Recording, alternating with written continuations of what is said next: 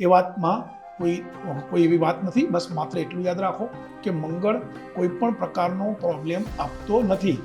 મંગળ હશે, મંગળ એટલે તો લોહી, તમારા શરીરમાં સારું લોહી હશે તો ઉપરથી વધારે તમને લોકો ચાહતા હશે.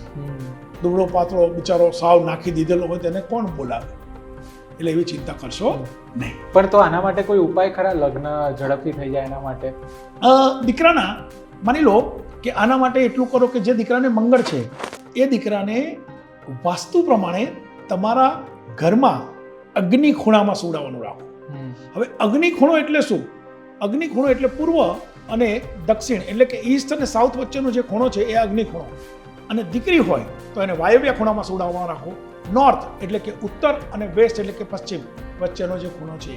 હવે સમજો, બધાને તો આ સગવડ ના હોય કે દીકરાનો રૂમ અગ્નિ ખૂણામાં હોય, દીકરીનો રૂમ. તો એ લોકો જ્યાં સૂતા હોય એ જગ્યાએ અગ્નિ ખૂણો બનતો હોય ત્યાં સુવડાવો, અને દીકરી જ્યાં સૂતા હોય એ દીકરીને વાયવ્ય ખૂણામાં સુવડાવો.